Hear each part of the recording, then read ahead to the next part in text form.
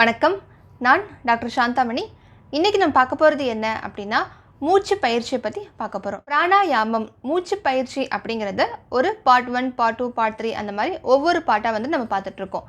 Part 1ல் பார்த்தீங்க அப்படின்னா, ஆரம்ப நிலை பிராணாயாமம். மூச்சு பயிற்சிக்கும் பிராணாயாமத்துக்கும் இருக்கக்கூடிய டிஃப்ரென்ஸ் என்னது, மூச்சு பயிற்சியும் பிராணாயாமம் ஒன்றா, ஃபஸ்ட்டு நீங்கள் மூச்சு பயிற்சி பண்ணுறீங்க அப்படின்னா எதுலேருந்து ஸ்டார்ட் பண்ணணும் அப்படின்னு ஆரம்ப நிலை மூச்சு பயிற்சியில் பார்த்துருந்தோம். அடுத்து 2ஆம் நிலை பார்த்தீங்க அப்படின்னா கபாலபாதி. எந்த விதமான மூச்சு பயிற்சி ஆரம்பிக்கிறதுக்கு முன்னாடியும் கபாலபாதி அப்படிங்கிற மூச்சு பயிற்சி அல்லது கிரியா அதை பண்ணிட்டு தான் நம்ம அடுத்த விதமான பிராணாயாமம் ஸ்டார்ட் பண்ணணும் அப்படின்னு செகண்ட் பார்ட் 2ல் பார்த்துருந்தோம். 3ல பார்க்க போகிறது என்ன அப்படின்னா, நாடி சோதன பிரணயமா அல்லது நாடி சுத்தி பிரணயமம். ஸோ கபாலபாதி பண்ணி முடித்தவங்க ஃபர்ஸ்ட் பண்ணுறவங்க கபாலபாதி பண்ணி முடித்ததுக்கு அப்புறமா நீங்கள் பண்ண வேண்டிய பிராணாயாமம் பற்றி தான் இன்றைக்கி இந்த வீடியோவில் பார்க்க போகிறோம்.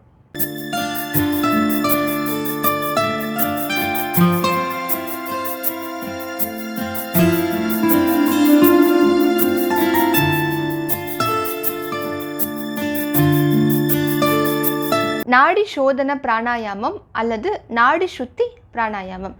ஸோ நாடி சுத்தி அப்படிங்கிறது என்ன அப்படின்னா, இப்போ நம்ம உடம்புல பார்த்தீங்க அப்படின்னா மொத்தம் 72,000 ஆஃப் நாடிஸ் இருக்குது, 72,000 நாடிஸ் இருக்குது. அந்த 72,000 நாடிஸையுமே கிளென்ஸ் பண்ணுறதுக்கு, சுத்தப்படுத்துறதுக்கு இந்த நாடி சுத்தி பிராணாயாமம் அப்படிங்கிறது ரொம்பவே யூஸ்ஃபுல்லாக இருக்கும். ஒன்றுமே இல்லை, நம்ம பாடி 2ஆக டிவைட் பண்ணிக்கோங்க, 2 பகுதியாக பிரிச்சுக்கோங்க. 2 பகுதியாக பிரிச்சுக்கிட்டீங்க அப்படின்னா இடது பக்கம் அப்படின்னு ஒன்று இருக்கும், அதே மாதிரி வலது பக்கம் அப்படின்னு ஒன்று இருக்கும். ஸோ இடது பக்கம் அப்படின்னு இருக்கிறது தான் இடநாடி அப்படின்னு சொல்கிறோம். அதே மாதிரி வலது பக்கம் இருக்கிறத நம்ம பிங்கல நாடி அப்படின்னு சொல்கிறோம். அந்த இடநாடியும் பிங்கல நாடியும் பேலன்ஸ்டாக இருந்துச்சு அப்படின்னா உங்களுக்கு நோய்கள் ஏற்படாது அப்படிங்கிறது தான் யோகிக் வியூன்னு சொல்கிறோம்.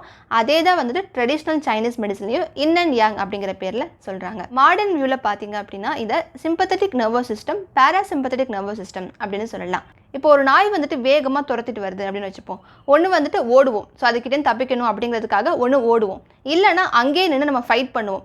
கண்டிப்பாக ஃபைட் பண்ணுறதுக்கு சான்ஸ் இல்லை, ஏன்னா நாய் கடிச்சிடும் கண்டிப்பாக. ஸோ அதனால் ஒன்று வேகமாக ஓடுவோம்.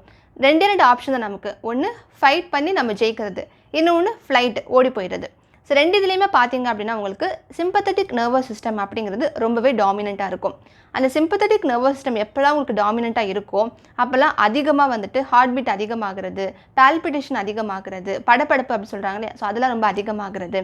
அதே மாதிரி பிபி, உயர் ரத்த அழுத்தம் அதிகமாகிறது, அதிகமாக வேர்க்கிறது, இது எல்லாமே ஏற்படும். கொஞ்சம் நேரம் கழித்து எல்லாமே நார்மல் ஸ்டேஜுக்கு வந்துடும். ஸோ நம்ம ஒன்ஸ் அந்த சுச்சுவேஷன்லேருந்து நம்ம அடுத்த சுச்சுவேஷனுக்கு போயிட்டோம் அப்படின்னா எல்லாமே நார்மல் ஸ்டேஜுக்கு வந்துடும். இது நார்மல். ஆனால் உயர் ரத்த அழுத்தம் இருக்கிறவங்களுக்கு, ஜென்ரலாகவே பால்பிட்டேஷன் அதிகமாக இருக்கிறவங்களுக்கு, டாக்கிகார்டியா இருக்கிறவங்களுக்கு, டாக்கிகார்டியா அப்படிங்கிறது ஹார்ட் பீட் ரொம்ப அளவுக்கு அதிகமாக துடிக்கிறது, 100க்கு மேலே துடிக்கிறது, அது டாக்கிகார்டியா அப்படின்னு சொல்லுவோம். ஸோ அந்த மாதிரி இருக்கிறவங்களுக்குலாம் என்ன ஆகும் அப்படின்னா உங்களுக்கு சீக்கிரமாக ஹார்ட் வீக்னஸ் ஆக ஆரம்பிச்சிடும். ஸோ அவங்க எல்லாருக்குமே இந்த நாடி சோதன பிராணாயாமம் அப்படிங்கிறது ரொம்பவே ஹெல்ப்ஃபுல்லாக இருக்கும். ஒரு 6 மாதம் தொடர்ந்து ரெகுலராக நீங்கள் நாடி சோதன பிராணாயாமம் ப்ராக்டிஸ் பண்ணிங்க அப்படின்னா ஒரு 6 மாதத்துக்குள்ளேயே பிபி அப்படிங்கிறது, உயர் ரத்த அழுத்தம் அப்படிங்கிறது கண்டிப்பாக நார்மல் ஸ்டேஜுக்கு கொண்டு வர முடியும். அதே மாதிரி இப்போ இந்த கோவிட் சரியானவங்களுக்கு பார்த்தீங்க அப்படின்னா ரொம்ப வீக்னஸாக இருப்பாங்க. அதே மாதிரி இம்யூனிட்டி அப்படிங்கிறது ரொம்பவே கம்மியாக இருக்கும். ஸோ அவங்களுக்கு இந்த நாடி சோதன பிராணாயாமம் அப்படிங்கிறது ரொம்பவே ஒரு பூஸ்டப்பாக இருக்கும். தொடர்ந்து நீங்கள் ப்ராக்டிஸ் பண்ணிங்க அப்படின்னா லங்கை ஸ்ட்ரென்தன் பண்ணுறதுக்கு நாடி சோதன பிராணாயாமம் அப்படிங்கிறது ரொம்பவே யூஸ்ஃபுல்லாக இருக்கும். அது மட்டும் இல்லாமல் அனிமியாவாக இருக்கீங்க, ரொம்பவே ரத்த சோகையாக இருக்கீங்க அப்படின்னா அவங்களுக்குமே நாடி சோதன பிராணாயாமம் அப்படிங்கிறது ரொம்பவே அதிக பலன்களை கொடுக்கும். ரிலாக்ஸேஷன் பண்ணணும், மன அழுத்தம் அதிகமாக இருக்குது, ரொம்ப ஸ்ட்ரெஸ்ஸாக இருக்குது அப்படின்னு நினைக்கிறவங்களும் நாடி சோதன பிராணாயாமம் பண்ணுற மூலிமா மன அழுத்தத்தை குறைக்க முடியும். எந்த விதமான நோய்கள் இருக்கக்கூடாது அப்படின்னு நினைக்கிறவங்க பொதுவாகவே எல்லாருமே இந்த நாடி சோதன பிராணாயாமம் அப்படிங்கிறது பண்ணலாம். ஆரோக்கியமாக வாழணும் அப்படின்னு நினைக்கிற எல்லாருமே நாடி சோதன பிராணாயாமம் அப்படிங்கிறது ரெகுலராகவே பண்ணலாம். கான்ட்ராண்டிகேஷன், யாருமே நாடி சோதன பிராணாயாமம் பண்ணக்கூடாது அப்படின்னு கான்ட்ராண்டிகேஷன் அப்படிங்கிறது கிடையவே கிடையாது, எல்லாருமே பண்ணலாம். இவ்வளவு மருத்துவ பயன்கள் கொண்ட நாடி சோதன பிராணாயாமம் அப்படிங்கிறத எப்படி ப்ராக்டிஸ் பண்ணுறது அப்படின்னு பார்க்கலாம். நாடி சோதன பிராணாயாமம் ப்ராக்டிஸ் பண்ணுறதுக்கு நம்ம உட்கார வேண்டிய நிலை அப்படிங்கிறது ஒன்று வஜ்ராசனமில் உட்காரலாம், இல்லைனா பத்மாசனமில் உட்காரலாம். என்னால் வஜ்ராசனம் பத்மாசனம்லாம் உட்கார முடியாது அப்படின்னு நினைக்கிறவங்க ஜென்ரலாக நார்மலாக சுகாசனத்தில் உட்கார்ந்தாலே போதுமானது தான். இல்லை அப்படின்னா ரொம்ப பேக் பெயின் இருக்குது அப்படின்னு இருக்கிறவங்க, அதே மாதிரி கர்ப்பமாக இருக்காங்க, ப்ரெக்னெண்ட்டாக இருக்காங்க அப்படின்னா அவங்க எல்லாருமே நல்லா காலை நீட்டி பின்னாடி 2 பில்லோ சப்போர்ட் கொடுத்து உட்காந்துக்கலாம். இந்த மாதிரி ரிலாக்ஸாக உட்காந்து பண்ணுறது தான் ரொம்பவே நல்லது. முதுகுத்தண்டு பார்த்தீங்க அப்படின்னா நேராக இருக்கணும். நம்ம எந்த பொசிஷனோட உட்காந்துக்கலாம். அது சேரில் உட்காந்து பண்ணாலும் ஓகே தான், இல்லை சுகாசனத்தில் உட்காந்தாலும் ஓகே தான். ஆனால் முதுகுத்தண்டு அப்படிங்கிறது நேராக இருக்கணும். ஸோ இப்படி குனிஞ்சு உட்காருறது அந்த மாதிரிலாம் இருக்கக்கூடாது. முதுகுத்தண்டு எப்போதுமே நேராக இருக்கணும். லெஃப்ட் ஹேண்டு இடது கை பார்த்தீங்க அப்படின்னா சின்முத்ராவில் மெயின்டைன் பண்ணணும். ரைட் ஹேண்ட் மட்டும்தான் நாடி சோதனை பிராணாயாமாவுக்கு யூஸ் பண்ணணும். ஸோ ரைட் ஹேண்டில் நாசிகார முத்ரா அப்படின்னு சொல்லுவோம். நாசிகார முத்ரா அப்படிங்கிறது நம்மளோட 2வது விரலையும் 3வது விரலையும் மடக்கி மற்ற 3 விரலையும் இப்படி நீட்டுறது. இதுக்கு பேர் நாசிகார முத்ரா அப்படின்னு சொல்கிறோம். ஸோ இந்த முத்ராவில் நம்மளுடைய தம்பு இருக்குது இல்லையா, தம்பை வந்துட்டு ரைட் நாஸ்ட்ரில் க்ளோஸ் பண்ணுறதுக்கு யூஸ் பண்ணுவோம். அதே மாதிரி ரிங் ஃபிங்கர் மோதிர விரல் வந்துட்டு லெஃப்ட் நாஸ்ட்ரில் க்ளோஸ் பண்ணுறதுக்கு யூஸ் பண்ணுறோம். ஸோ இந்த மாதிரி நீங்கள் கையை வச்சிங்க அப்படின்னாலே கரெக்டாக தம்பு வந்துட்டு ரைட் நாஸ்ட்ரில் க்ளோஸ் பண்ணுற மாதிரி இருக்கும். உங்களோட ரிங் ஃபிங்கர் மோதிர விரல் பார்த்தீங்க அப்படின்னா லெஃப்ட் சைடு க்ளோஸ் பண்ணுற மாதிரி இயற்கையாகவே அமையும். நம்ம இதை வந்துட்டு கன்ஃபியூஸ் பண்ணிக்கக்கூடாது. வலது மூக்கு துவாரங்களை ஃபஸ்ட்டு க்ளோஸ் பண்ணிவிட்டு இடது மூக்கு துவாரங்கள் வழியாக லெஃப்ட் நாஸ்ட்ரில் வழியாக பொறுமையாக மூச்சை வெளியே விடணும். ஸோ வேகமாக மூச்சை வெளியே விடக்கூடாது. ரொம்ப ரொம்ப ரொம்ப ரொம்ப பொறுமையாக. ஸோ எந்த அளவுக்கு உங்களால் பொறுமையாக மூச்சை விட முடியுமோ அந்த அளவுக்கு பொறுமையாக மூச்சை விட்டுருவோம்.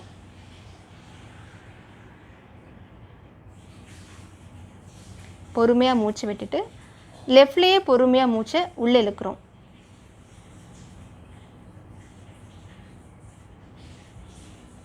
லெஃப்டில் மூச்சை இழுத்து அடுத்து லெஃப்ட்டை க்ளோஸ் பண்ணி ரைட்டில் பொறுமையாக மூச்சை விடுறோம்.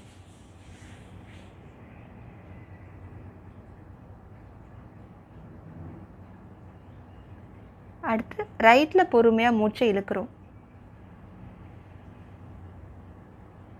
எப்போதுமே மூச்சு இழுக்கிறப்போ வயிறு வந்துட்டு ப்ளோ அவுட் ஆகணும். வயிறு நல்லா வெளியில் வர்ற மாதிரி நல்லா வந்துட்டு விரியணும்.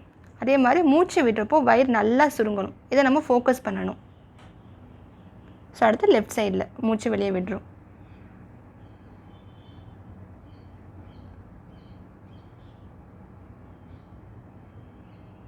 இதில் நிறைய பேர் பண்ணக்கூடிய காமன் மிஸ்டேக் என்ன அப்படின்னா, நல்லா வந்துட்டு இந்த மாதிரி நம்ம நல்லா மூச்சை இழுக்கணும் அப்படின்னு சொல்லிட்டு நல்லா வேகமாக மூச்சு இழுப்பாங்க.